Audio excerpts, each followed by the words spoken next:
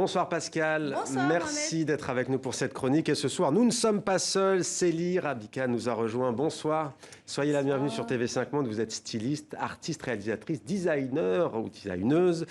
Célie Rabikane, vous êtes donc membre du jury de ce festival New Image. C'est en ce moment à Paris, au Forum des Halles. Est-ce que vous pouvez d'abord nous dire quelques mots sur l'ambition, l'état d'esprit de ce festival dont c'est la 4e édition ?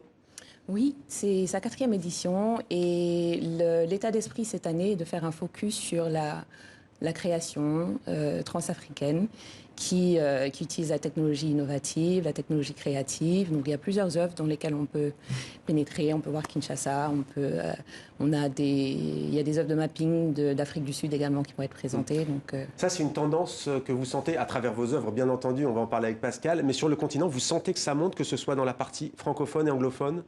Oui, je sens que ça monte. Je vois beaucoup de studios de réalité virtuelle qui apparaissent à Dakar. Il y en a beaucoup. Ouais. Et qui ne sont pas des initiatives institutionnelles ni quoi que ce soit. Mais je pense qu'il y a un réel élan vers la tech créative. Alors la particularité justement de ce festival dont vous êtes jury, c'est que c'est une trentaine d'œuvres de toute la planète qui sont créées en réalité virtuelle. Donc on ne peut pas les voir sans masque. Ici, on va faire l'exercice en 2D. On va voir un petit film qui vient du Nigeria, qui est une première mondiale, je crois, qui s'appelle Noah's Raft, qui raconte l'histoire d'un petit garçon qui voudrait bien encourager ses amis à aller à l'école. On regarde.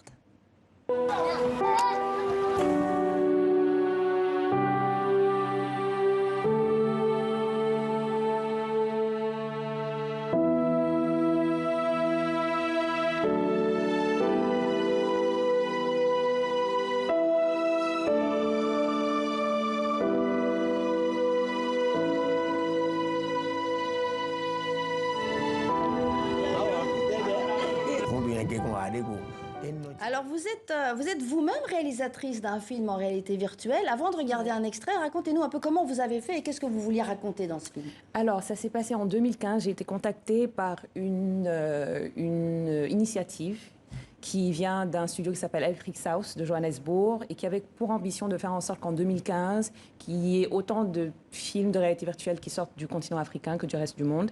Et ils ont choisi à travers le continent des créatifs, je pense qu'on était 6.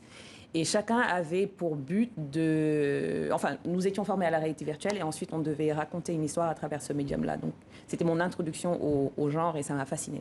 Ah ben, on va regarder un extrait puis on va en parler après. Avec plaisir.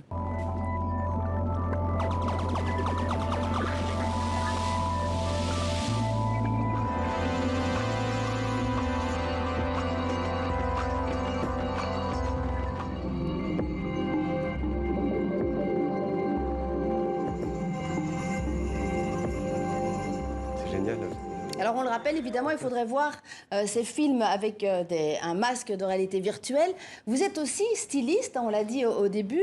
Vous êtes inspiré à la fois par le futur et par la tradition, notamment le wax, où vous êtes inspiré à la fois par la matière et les motifs. Alors on va regarder une photo, je sais qu'on vous en parle souvent. Beyoncé adore certains de vos pièces, et notamment ce fameux kimono crevette. Qu'est-ce que ça fait de voir une star qui porte une pièce ? Oui, et en plus cette histoire-là est particulière parce que elle nous a vraiment surprise. Elle avait cette pièce-là depuis longtemps et elle est sortie tout d'un coup dans les rues avec ce vêtement-là. Donc oui, c'est très spécial. C'était un moment particulier et un moment où on se rend compte qu'il y a des personnes qui ont vraiment une influence à travers le monde parce que les chiffres ont doublé, l'attention également. Donc oui, c'était un moment spécial. Alors comment vous combinez cinéma, mode, création, tout ça, c'est de l'art ? Oui, tout ça, c'est de l'art et puis ça procède de la même intention. Je fais partie d'une génération d'artistes qui a à cœur de préparer son futur, de s'abreuver de son patrimoine matériel, immatériel et de faire une plongée au-dedans des outils que les cultures transafricaines recèlent. Donc pour moi, c'est important. La mode est un médium, la réalité virtuelle en a un autre, mais le focus, c'est de faire en sorte que notre génération soyons à même de préparer ce qui advient, le monde qui advient. De s'approprier une histoire pour aller de l'avant, en fait. Pas vraiment, mais de faire comme une sorte d'archéologie, d'excavation des outils qui peuvent nous aider à être mieux humains aujourd'hui. C'est vraiment le but. Ouais. Alors, on va voir les images en même temps. Vous avez fait un défilé de mode qui a fait date en 2014, la Biennale de Dakar. C'est un défilé où vous avez investi une ancienne gare désaffectée. Oui. Et on voit vos créations. Racontez-nous comment vous avez procédé, imaginé.